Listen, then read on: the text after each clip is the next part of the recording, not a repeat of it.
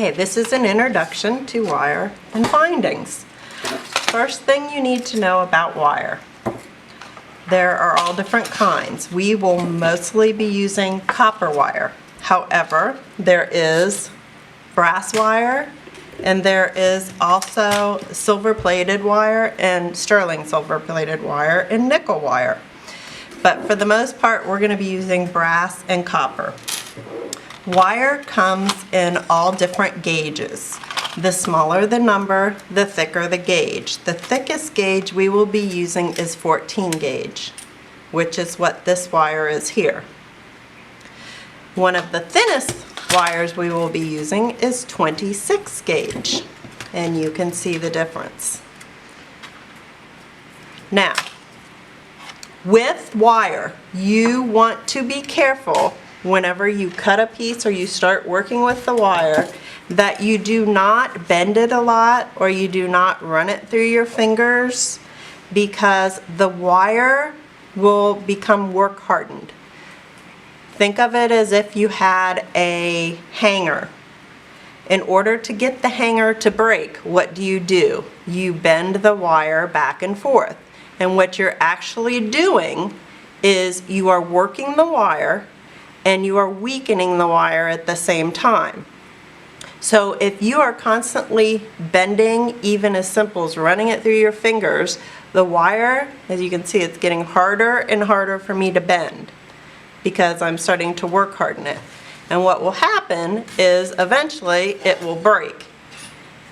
And if you start working with the wire and you're making a clasp and you keep messing up and you keep undoing it and trying to redo it, eventually the wire's going to break and it's not going to be any good and you'll have to start over. And I keep bending this in a different spot, but eventually this wire will snap. So that is what I refer to when I say work hardened.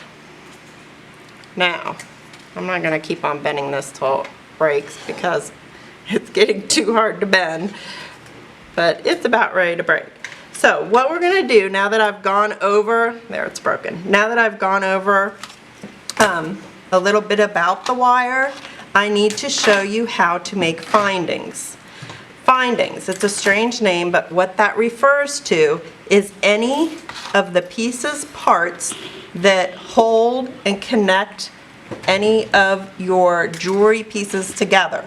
So when we start working with metal and you make a metal piece, you have to also make the actual chain that it hangs from and a clasp. So your clasp is a finding. The jump rings, this is a coil and I'm going to show you how to make jump rings. Jump rings are findings. Links are findings. This whole chain is made of jump rings and links. So you need to know how to make all these different components or findings in order to finish your metal pieces. So we always start my metals class with learning about different types of findings and working with wire. So the first thing I'm going to have everyone do at the end of this video is going to be to make some rings. Now when I make rings, I like to use just a wooden dowel. I use this as a mandrel. A mandrel is something that you wrap your wire around. I do have these in different sizes, but this is a really nice size for jump rings. So what I'm going to do is I'm going to take the wire and wrap it on the mandrel. Whenever you are wrapping wire on a mandrel, you do not ever want to try to start at the very end of the wire. It's hard to hold on to. Have a tail sticking over the mandrel, and when you wrap, you're just going to hold on to this tail and you want to wrap so that you are actually wrapping with your hand going towards the last coil.